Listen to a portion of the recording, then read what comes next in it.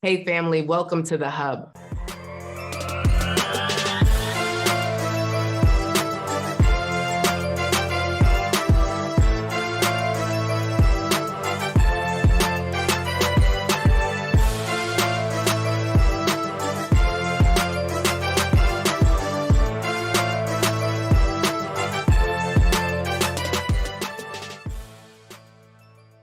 I am really excited.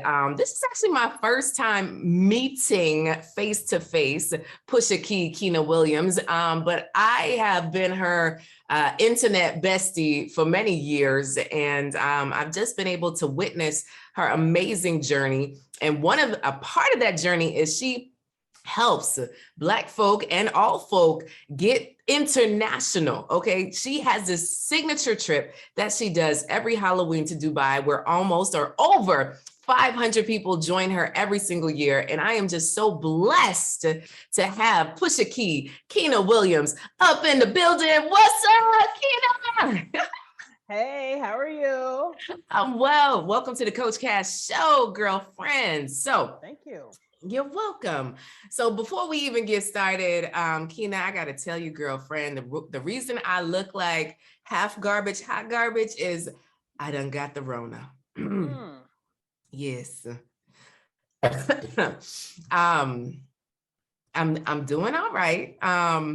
Long story short, did a mastermind with only 2 other people. You know, we out here, I've been that crazy person that has my mask on outside, inside, social distancing, don't come too close. I want to elbow, no hugs, that person. And did a mastermind with my husband and 2 other people. And we all tested, right? We all did a little at-home test. I didn't watch one of the people of how they did their at-home tests. And, you know, it all showed negative, but this one person was coughing all weekend, girlfriend. So what this taught me, I'm more mad at the fact that I did not set a boundary, right? And how important it is to set boundaries. You know, in Asian countries, if somebody doesn't feel well, they put a mask on so they don't spread their germs. So I personally should have said, hey, can you put a mask on? Or I myself should have protected myself and been like, okay, I'm going to put a mask on no matter how strange it is, since we all just tested negative. So long story short, I got the Rona, but I guess it's like the baby Rona, the Omicron version. I'm also triple vaccinated, got both Pfizers and the booster. And so right now it feels like a cold. I had a wicked headache maybe 2 days ago, took some headache medicine. It hasn't come back. I had chills the first day, it hasn't come back. So right now I just have a little stuffiness, and otherwise, you know, I'm just hiding from my family, which isn't totally a bad thing. So yes. I told them, you know what, you should still go visit because they're both negative. I said, you should still go visit family. You know, I'll be here. My husband's like, you wanna get rid of us? No, not at all, baby. I love you.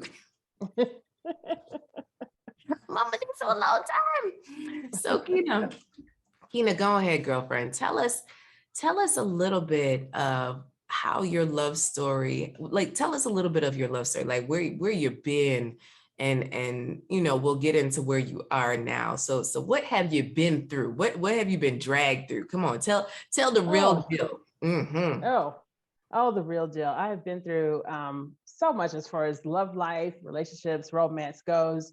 I was previously married. I was married from 2002 to 2010, which I will call probably the worst experience of my life. I mean, It was an experience, and it was probably the worst experience of my life. I should have left my then husband the first year, but where I'm from, we were taught you stay in there, you stick it out, you stay, which unfortunately, I don't believe in that anymore. Right. But it was really, really rough. You know, my ex and I, we should have never got married. I think we were too young. I was excited because he was handsome. He had a 6-pack and he was interested in me. And I'm like, wow, not realizing we had nothing. We had no foundation. So, of course, when we had problems, everything basically just crumbled because I was immature. He was immature. our ways of dealing with things. Okay, we'll just divorce without even realizing when you say that, it's probably going to happen without even doing any work. Yeah. Oh man, that's tough. So, okay. So the lesson there is don't throw around the word divorce until you at least try to work some things out. I actually have that as a rule in my marriage. Like, listen, buddy, we don't say that word unless you're really leaving, you know? So, okay. So yeah, and that's it. So you really left, right? So, all right. So then what happened after that? Well, like I said, we were married for about, I will tell you this, we were married for about 7.5 years, but we were separated longer than we were actually married. Oh my goodness. Yeah, so there's so many crazy things that happened in this marriage. I went to my high school reunion. I came back home. My husband had moved out. I had no idea he was moving out. So, looking back on it, I can look at it and say the signs were there, but again, how I was raised, it was you stick it out, you stay, not realizing I had basically given up myself for something that wasn't serving me. So yeah. Wow. that was that. That's really tough, right? So then that even creates like abandonment to come home. And even though y'all wasn't getting along, that was your love. And for him to be gone, oh my goodness. Did you end up talking after that? Or was it like, that was the last time you saw him type of thing? No, we talked after that time. We actually tried to make it work throughout that time period. We went to counseling. I'm laughing now. The first therapist we saw, she basically said, this isn't going to work. We went to another therapist and she didn't want to take us on as a client, but I guess she realized, she saw what we couldn't see. But we had so many issues. We had infidelity issues. There was a baby that was born during our marriage. It was a disaster. And even throughout that disaster, I was still trying to hang on to it, but realizing as a woman, I can't be the only person to try to save this marriage. It has to be a joint effort. You're like, hey, babe, we've got issues. Yes, I recognize we have issues. Yes, I'm not perfect. Yes, you're not perfect either. However, what can we do to resolve our differences? Can we make this work? And, I look back, I even laugh at the things that I did. I would miss work over this man. I would find myself in the shower crying. And now I would say, I'm not missing money for no man anymore. Because, and I look back at it and say, especially now, because I'm older, I say how I have matured from my first marriage. I learned what I don't want anymore, what I won't put up with. And if no one is working to make things better, no, it's not worth it. So, and at the time you were an engineer, so missing work is a big deal. They was looking for you. Oh my goodness. Yes, definitely. Yeah. So, all right. So engineer, making it happen, love life going haywire. Like, how did you balance that, right? Because you have a demanding job and then now all of this is going on. Like, how did you work through the sorrow of this lost marriage? Or was it more like oh, I'm done, and you kept it moving, it was all good? No, I will tell you this. I became a really good liar. A very good liar. I would come to work. Oh, everything is great. How are you guys doing? Blah, blah, blah. And I would wear my wedding ring, wear my wedding ring at the time, and just like act like everything was fine. My husband at the time, he wasn't even at the house. He was living somewhere else. Yeah. And people would say, how's your husband? Oh, he's fine. I saw him last night. Last night may have been 3 weeks ago or something like that. So I had to put on a facade for as long as I could. And one of my coworkers, I'll never forget him. He came up to me one day. He says, you really don't have to lie. You really don't have to lie about this. He says, I can see all through this. You don't have to do this. Just go through it. You will be fine. Called you out. And it was a man. It was a man that called me out. Yeah. So what did you do then? Just start crying? What did you do? No, I just looked at him like, get out of my business. Get out of my business was the initial thing. But he would come by my office and he would just be like this. Because he knew. I think he had been divorced before, so he knew what the signs were. He knew the lying, that you, not that I'm a liar, but you put on a facade for people to basically show this persona that's not you. I was still going by my old last name at the time, and I was still wearing my ring and acting like we were going places, and I was going home. I was going home to drink. Let me be honest. That's what I Yeah. was doing. You Yeah. know, and it was like, I would get to the point where I would take maybe extra projects at work because I knew I didn't want to go home because I was Mm, going home to a problem. mm, So I would come home 7, 8 o'clock, knowing I'm going to bed in 2 hours, so I don't even have to deal with them. yeah. So, yeah, it was crazy. So how did you get past that time, that pattern of the drinking and overworking and lying? Like, was there any specific moment that the light bulb turned on to say, all right, this ain't it? I would say it came from my mother. My mother called me one day and she told me, she says, uh, you are not the Kenna that I know. You're Mm, not the person that I know you to be. Basically, who are you? Who are you? Who did you become? You're not, who are you, my daughter? I didn't raise you to be dealing with this. Excuse me. So I think that was a pivotal point for me to say, okay, she's right. Why am I doing this? Why am I suffering for no reason?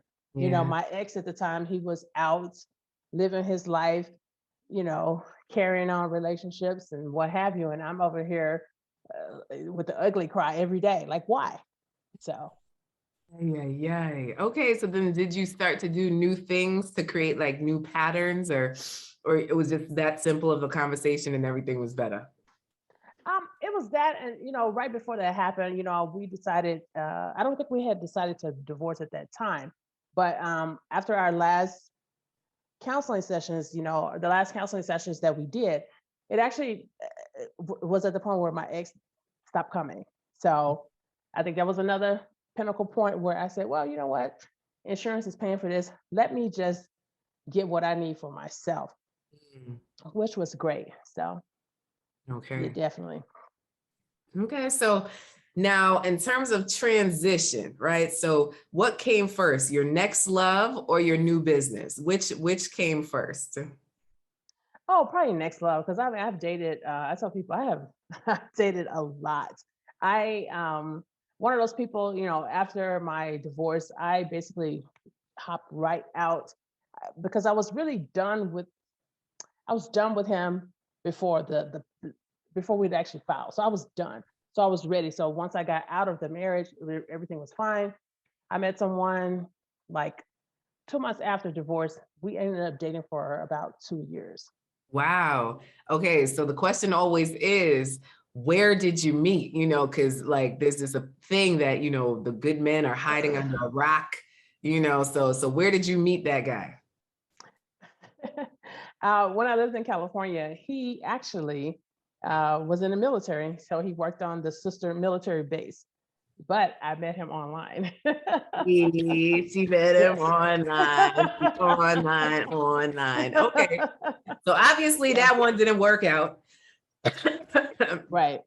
So let's fast forward a bit. So we dated, Hmm. met people online, had a good Yes. time. So what was it that kept you dating? Because what I find is so many women get frustrated when something doesn't work out, right? Whether it's a 2 week, a Hmm. 2 year, a 2 month, whatever. And then they're like, you know what? I don't want to date anymore. Just forget it. Like, did you ever have that in your thought pattern? And Never, never. what was your mindset through all of this dating?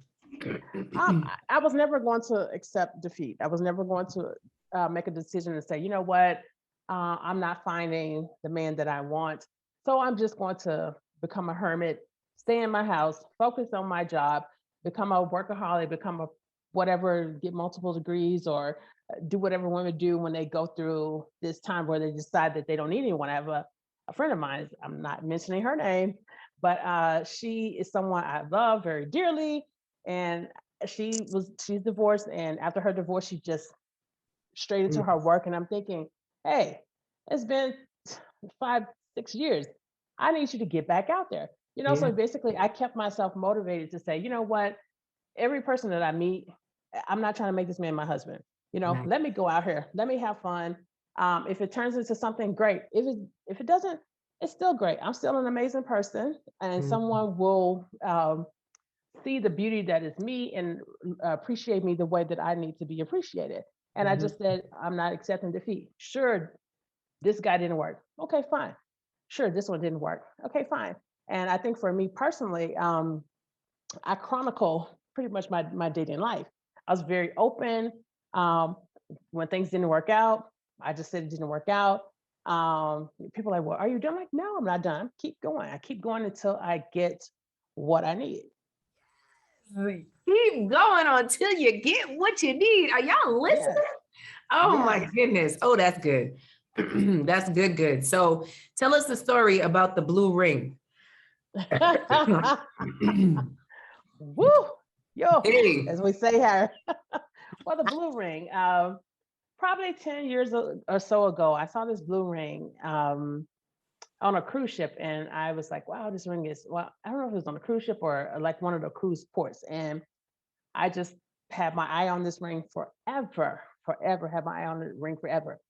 Looked at the price and I was like, yeah, I'm gonna have to keep looking. So just keep looking. So in 2018, I was in Dubai and I decided, let me do something nice for myself. So I went, contacted a jeweler in Dubai, contacted several jewelers in Dubai, and one particular one was like, we can't make the ring exactly the way you want it, but here are the modifications.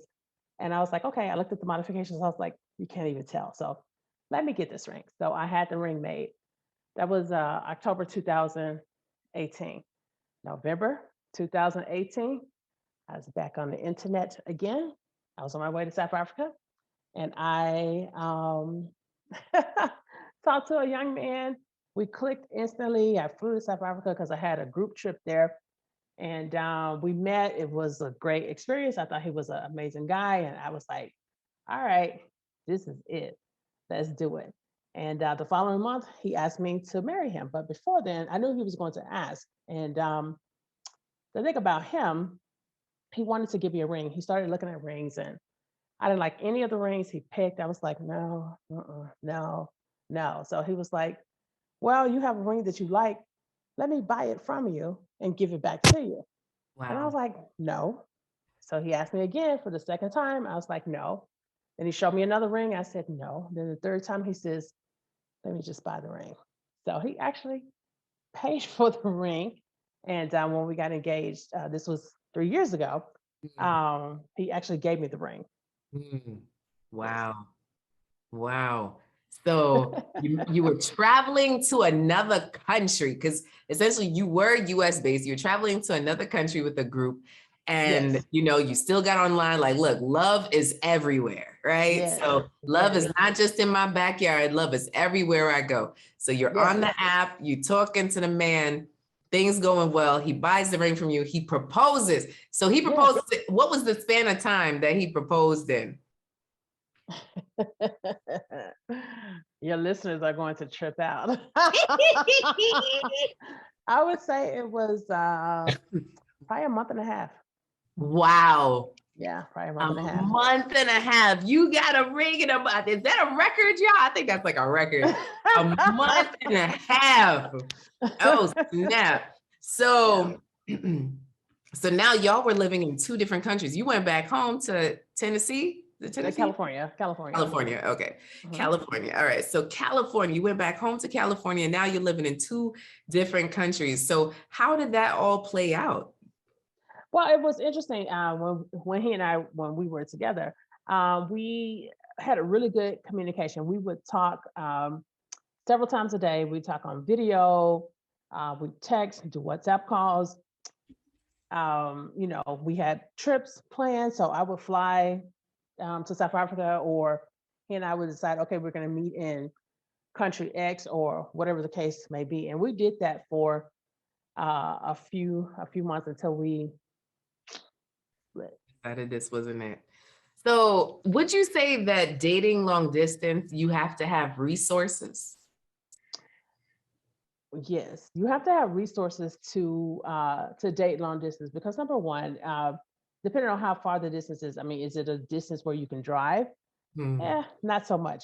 But if you need to fly, obviously you need to be able to get back and forth, and then you may need to stay in a hotel if you're not staying with the person, or have means to get around, or whatever the case may be, because it's not.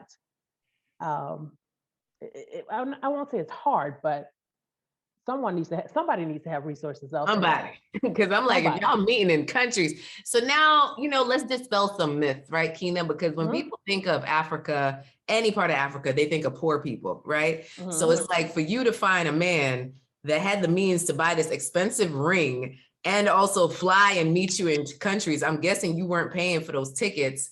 Like, how did that come across for you to find somebody that had money also, right? So they exist. Like that particular guy, we're still friends to this day. Talked to me last week, wished me Merry Christmas already. And he is an IT professional. He's a consultant.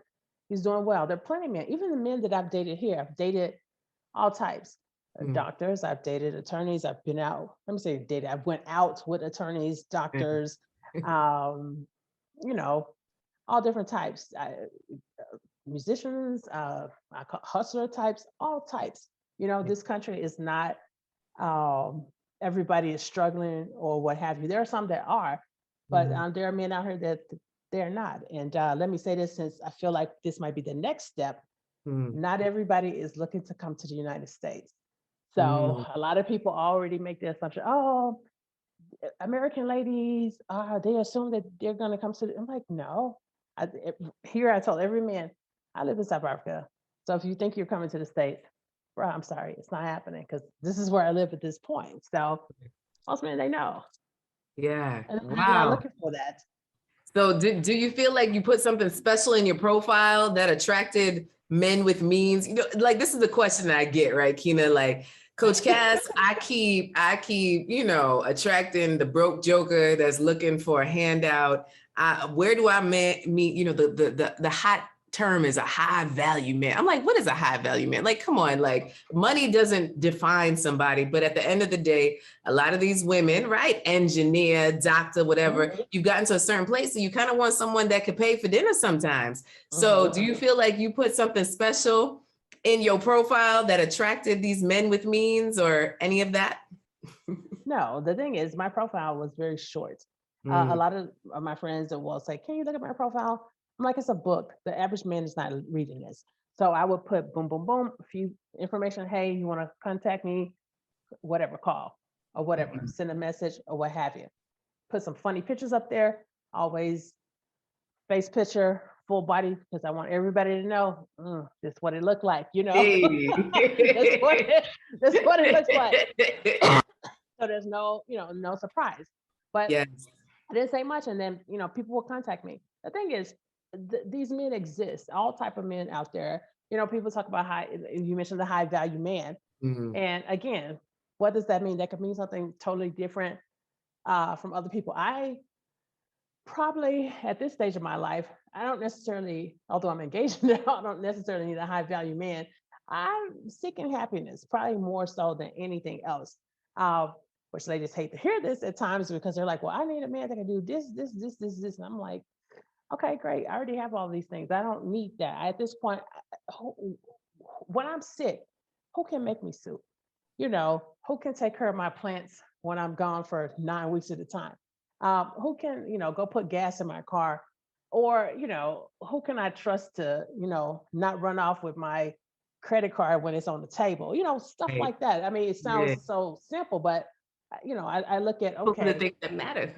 Yes, these are things for me. These are things that matter for me. I just look for who makes me happy.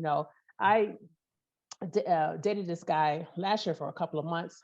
One of those high value, high earning men. That man never had time for me because he was so busy chasing money that he never had time for me. I should have known on our first date, because the first date he called me. He was like, I'm sorry, I can't make the date, but let me send you Uber Eats. No, I can get that for myself. I'm trying to spend time with you. I don't need you to send me, chicken. I mean, that'd be great, but that's not what I need.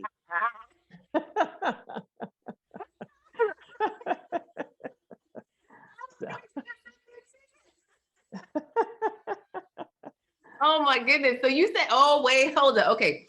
All right. So let's put in there the business piece, right? So engineer who loves to travel. How did engineer who loves to travel become person who just travels? Like, how did that transition happen?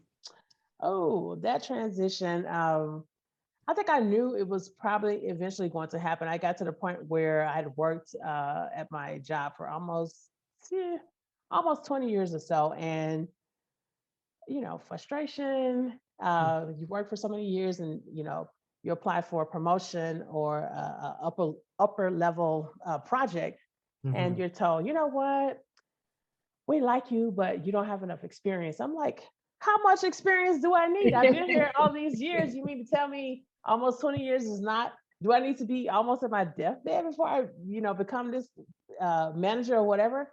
Yeah. I'm, constantly getting passed over and passed over and passed over. And I was just like, I'm tired of this. And I was already had my travel consulting company on the side, which, I thought it was doing okay for me to say, okay, let me make this leap.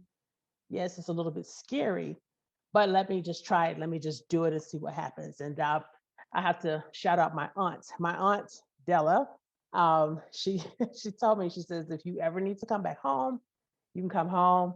My parents are deceased, so my aunts and uncles they check out for me. So she's, I always say you have a landing spot if you need to come back. So that's all I really needed. Yeah. Excuse me. Just that security, like, all right, Yes. I'll never be homeless. Yes, I can always come back. And I still have my house in California. It's rented out, but if I need to go back, it's available. It's there. Okay, so a part of it was the epiphany that you will never reach the heights in somebody else's business, right? Yes. What you could do in your own. And why not try out what you love? And at the end of the day, you can always go back to engineering, like. Yes. Well, I don't know if you know this, but right before I left my last position, my mother died in April 2018. And 2 days after she died, my bestie, my coworker, who sat right next to me at work, he died, which was so crazy. So I went back to work roughly about 2 or 3 weeks after that happened. And it was time for my performance evaluation. So during my performance evaluation, I had already asked for 2 months off work because I needed time to grieve and what have you. During my performance evaluation, my boss at the time, she said, you are on task to meet all of the objectives for this year. You're doing everything you need to do. I was like, okay, great. That's where the conversation should have ended. However, she says, I think you need to pursue your real passions in life. And if you decide to leave this job, we understand. And I'm thinking, are you firing me? Are you telling me to quit? I mean, my mother just died 2 weeks ago. Why are you telling me this? And I was so angry for the longest time that as we say, how dare you fix your mouth to say that to me? How dare you do that? You know that like, how dare you put your mouth together to make these words come out? Yeah. And I'm already, grieving or whatever. And like I said, for the longest time, I was so upset. I ended up transferring out of that office into another office, like a couple months later after I came back from my 2-month leave. Because she told me, she says, well, I'd asked for the 2 months off work without pay. And she was like, well, if you can take 2 months off work without pay, you're replaceable. And I'm like, what? What? However, looking back, years later, if you will, although that was the ugliest thing to tell someone that's going through a grieving process, it was the most amazing thing. It was something that needed to be said. It needed to be told. It needed to be told to me in a position where I was vulnerable enough to receive it. It hurt. It hurt because I'm like, I've been at this company almost 20 years and you're telling me to quit and that I'm replaceable when I've given you guys all of me for all of these years. Wow. But it's what I needed to be told to make the leap, because that's when you realize, for all these years, I used to tell people I have a great job. And I did. I had a great job. I loved what I did. It was fun. But at that moment, I realized these people don't care nothing about me. You hit me at the lowest point. You don't care. This is now a hostile work environment. I don't even want to be here.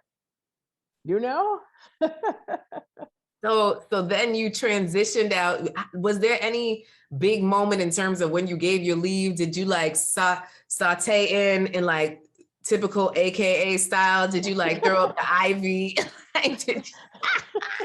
Well, what I did was actually, um, okay, I'm laughing in my head because like the following week after that happened, I was going to start my 2 months time off work to do my grieving process, if you will. Although grief cannot be scheduled, but I was trying. What I did was the day prior to me leaving, I got a phone call from another department from my company saying, "Hey, um, you want to come work with us?" And I was like, "Yes, but I'm leaving for 2 months. Can you hold the job until I get back?" They says, "Okay, sure, we can do that." So the next day, which was a Wednesday, I was leaving for my 2 months. I went to work. I waited till 4 o'clock because that's when my boss leaves. I typed up this email basically saying, "I'm not coming back to this office. I'll clean it out in 2 months when I get back." And that was it. So that's how I did it. I won't say it was perfect, but that's what I did. I ain't coming back to work with you, heifer. Pretty much.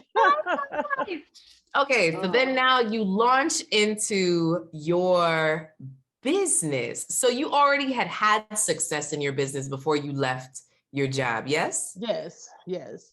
Okay, so there was still some proving because I'm just thinking about all who are listening. They're like, oh, she left her job. I could leave my job. Wait a second now. She still had a bit of success. There were a couple of trips under her belt. She was starting to play with the money, say, okay, maybe this is something I could do. All right. So now take me to the new love. Take me, how did that happen? You know what? I'm laughing now. The guy I'm currently engaged. I've been engaged as of tomorrow, 2 weeks. 2 weeks as of tomorrow. We met unofficially, if you will, via Instagram. So that's how we met. But what happened? My barber here in this whole story is funny. The fact that I'm laughing is just so funny. But November 2018 was the year I met my previous fiance. However, the same month, my barber took a picture of my haircut and posted it on his Instagram page. And posted my picture on his Instagram page. And this guy wrote, "Who is that girl? Who is she? Who is she?" And I wrote under that person's thing, "It's me. I'm the girl in the picture." And he instantly sent me a message, DM me, and we chit-chatted. Oh, nice, just pleasantries, nothing special. And that was it. Because I was in South Africa with someone else. Right. Which was the person I ended up getting engaged to the following month. So during that time, the guy that was here, he would send me messages occasionally. "How are you doing?" I was like, "I'm good." He's a musician, so he would always say, "You should come to my show." I was like, "No, not coming, but thanks though." So so I ended up splitting up with my fiance at the time, and basically like three or 4 months later. And the guy here that I'm with now, he was like, "I'm so sorry. Hope you'll be fine." I was like, "Yeah, I'll be fine." He was like, "Oh, well, next time you're here in South Africa, let me know. Come to my show." I was like, "Yeah, no, but thanks." So that was like maybe March, April 2019. Later in the year, I contacted him. I sent him a message, say, "Hey, I'm moving to South Africa." He's like, "Oh, great. Come to my show." Okay, great. No, not coming. Um, so it was that. 2020, the Panini, the pandemic, the Panasonic, the Panorama hits us. And here in South Africa, we were locked down on a serious lockdown. We couldn't go anywhere. Everything was closed. You couldn't be in Ubers. Nothing was going on. So everyone was at home bored. And he would call me sometimes, check on me, whatever. And one day he called me on video. And I was like, "What is this man calling me on video?" And I didn't think much of it. June 2020, my computer cable broke, and I called my ex fiance and said, "Hey, I need to go get this cable." He says, "Well, why don't let me take you to this shopping district. You can get it cheaper." And I was like, "Oh, well, I remember the other guy lives in the area. Let me call and see if he would like to meet up." Sure enough, he says, "Yes, let's meet." So I met him for the first time in person, uh, June 1st, 2020, which was basically like 18 months after first talking to him. We never met. Pause, pause, pause. So your ex-fiance took you to meet your new fiance? Is that what is did I hear that?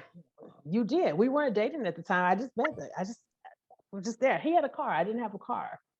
So he took me, he showed me where to go, get the cable, and we went, got the cable, and that was that. And the guy was with us, and we chit chat and talk. I was like, "Okay, nice to meet you. Nice to meet you." We took some pictures, and that was it. So, so I know, crazy. So fast forward from there, we ended up meeting again. I think in October, I called him and I said, "Hey, I need to go to Rosebank." And he was like, "Well, I'm going to be in Rosebank today." I was like, "Okay, cool. Let's go." I said, "Well, let's meet for breakfast." And he's like, "Okay, cool." We met for breakfast. And that's when he let me know he liked me. And I was like, "Well, what's your sign?" He tells me his sign. And I said, "Oh, no. Ooh, no." I said, I don't do this. This is what I don't do. I don't date these people with this sign." And he says, "I'm different." I said, "Well, they're all different. So no, I'm not doing this." And that was the end of the discussion. He'd been friend zone from that moment. Um, Fast forward to my birthday, a couple of months later, I invited him to my birthday party. At like 5 birthday parties last year. And he attended 2 of them. The party he was at, my ex fiance was there. Another guy at the party that liked me was there. I was flirting with some guy in the pool. Uh, I know, terrible. Yeah, But bro. hey, it is what it is. But my trainer was there, and he was like, "This guy likes you." I was like, whatever. So anyway, that weekend I really, we started talking more, and then next thing I know, we started hanging out, and he would stop by my house, or I'd hang out with him. We'd go out to dinner or whatever, and he just kept telling me, "I just feeling something deep for you. I can't explain this. I can't even stop it. I just don't know what it is. I'm falling for you." I'm just like, whatever, that's probably gas. It's not me, it's just gas, whatever. So, we just continued on. And I remember the first time he told me that he loved me, I was like, "No, you don't, whatever." And he was like, "Okay, you heard me." And then that was it. And me, I'm just like, But I'll tell you what the pivotal point for me was, because I will say this to your listeners, even while this was happening, I was still going out with other men. I was Yeah, still going out with other guys. I wasn't just putting all of my rice in one basket. I basically went out with other men. We can hang out on Wednesday, Thursday night. "Okay, Sam, you ready to go?" "Whatever, let's go." Because I yeah, kept it moving, because until somebody's ready to commit, I'm gonna do me. I'm gonna keep going out. That's what I did. So April rolled around, and my friend came to visit me from the States, and she met him. This girl has known me for 25 plus years. So she knows me, like knows me. And yeah. she sat down in my house and she says, "Are you crazy? Mm, Are you crazy?" She says, "Why?" Because I was really chasing someone else. yeah. And she says, "You're chasing this other man that won't even give you a tenth of what you're looking for. Here's Mm, somebody that always answers your phone call. Anytime you tell them you need something, they're showing up at your house with it. mm, You call them, they pick up the phone every time. They're not, there's no other woman at this mm, person's house. They can pick up and go on video any time of the day. They call you every day. They check on you. They take you out. They do this, but you're still over here wasting time with the one that doesn't even know your middle name, you know, or stuff like that." So I was like, okay. So I started looking at him in a different light, and looking at, okay, well, when I was sick, who was calling me when I was in the hospital? Um, when something happened, what was going on? friend of mine died in April. He was standing there, I'm crying, and he's just like, it's okay. Like, you have to look at who was there, who Yeah. always answered, who was always there for you. So when people talk about how value men, that's fine. I don't have a problem with a man that has money.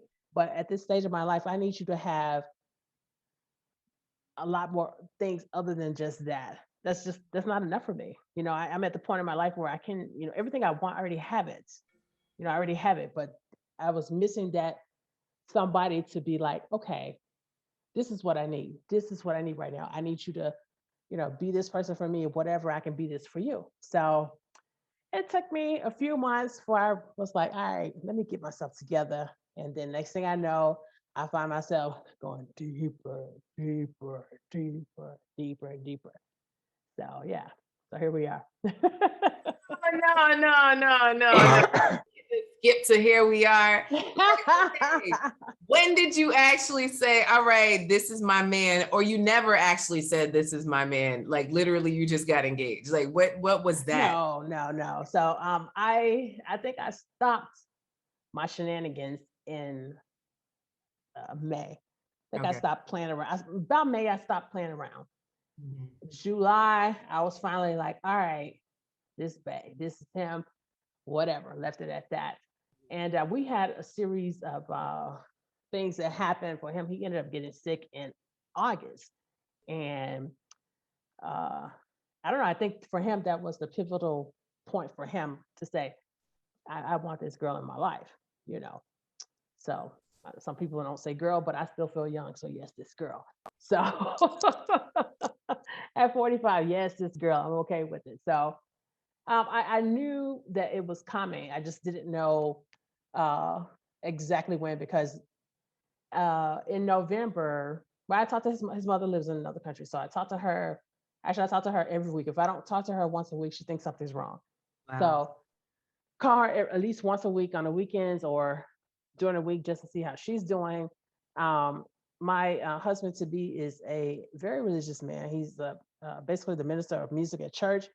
When he had the pastor meet me, I was like, okay, he's not playing. And he's like, this her, this is her, this is her.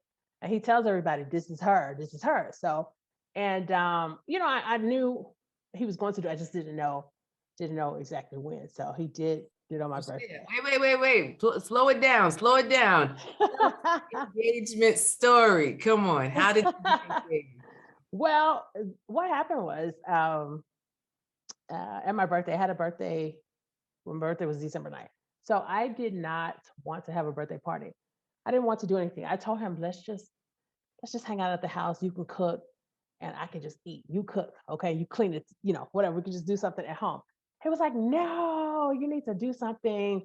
You need to have all your friends come out and whatever. Let's do something small at the house. I said, no, because we were going camping the next day. And I was like, if we have a party, the house is going to be messy. I'm leaving the next day. I didn't want to do that. So he was like, why don't you just do dinner? I said, fine. So I booked a private room somewhere for 18 of my closest friends. 18 became more, but that's another story. Hired a decorator to come in and do decorations, pick the menu and all that other kind of stuff. Did that. So the day of my actual birthday, I told people to come at 6:00 for a cocktail hour, 7:00 for dinner. He gets there, I think about 5:30 or so. It was at a hotel. So he gets dressed and comes down because he was like, why don't you wear your gold dress for this event? I said, no, I just want to wear something casual. He's like, no, you should wear that. He says, I'm going to wear my tuxedo. I was like, oh, what? He said, I want to. I said, fine. So he wears his tuxedo and, all his friends are there. And I'm noticing we had a guest list. And I'm like, this person isn't on the guest list. Why are they here? I didn't know they were coming. And they're his friends. So I'm like, this man is up to something. And while we were doing the cocktail hour, my friends were arriving, which my friends know him and, vice versa. And my friends know his friends. We all know each other. So because he's a musician, he came in with his musician friends. They were playing like a birthday song with saxophone, a guitar, and they had balloons. What do you call those things where the confetti goes all over, a confetti gun thing? Yeah, so they had one of those. And they sang a song and I'm like, you know, yay, singing whatever. And then all of a sudden I turn around, he's on the floor. I'm thinking, did you fall over? You know, do we need to call 911? What's, what's going on? Excuse me. So he's on the floor and he's just looking up like this. He's got the box open. And I'm like, what? So like, were you married? I was like, yeah, I don't think I said yes because I was so shocked. So shocked. I just put my hand out and he put the ring on my finger. He put it on the wrong finger. I think he was nervous. So, so we got up and I was really like shocked because I wasn't expecting it. I was expecting this maybe like a few months from now, not like right now. So yeah, so all his friends were there. We were so excited. And I mean, yeah, so here we are. Beautiful, beautiful. So what I'm getting from this story overall is that you never gave up on love. Never. And you dated, you know? So yeah, you could have dated some people that definitely were not for you, and you dated some people that were for you that turned out not to be for you, but none of that laid you out. You Right. kept pushing, push a key. Yes. Oh my goodness. Yes. So yes, I think that this episode will help free, will help to free some of these ladies. I'm thinking so. Yes. How can people find you on social media? Where can they find you? They can find me. I'm typically on Instagram at just me Kenna, and that's Kenna. So just me, Kenna, Kenna. That's probably the easiest place to find me. Nice. Okay, so make sure to follow Kenna and join in on all of her trips. She will never, ever let you down because she has not let me down. And I'm just excited that, you know, you took the time to share your story here. So thank you, Kenna, for here on the podcast. And for all of you that are out there, please be safe during this season. Obviously, I'm still recovering and this stuff ain't playing. So please be safe. Please make sure to like and follow all things at Inspire Many. And we do have, what do we have coming up? We have the Love Vision Challenge. So if you go to lovevisionchallenge.com, it's 5 days where we're just getting clear about what it is that you want. It's something about that clarity. Y'all heard it. Kenna got clear. So you got to be clear about what you want in order to get it. All right. The challenge right now is free. So don't miss out. All right. Keep loving, keep laughing, keep living. Bye, guys.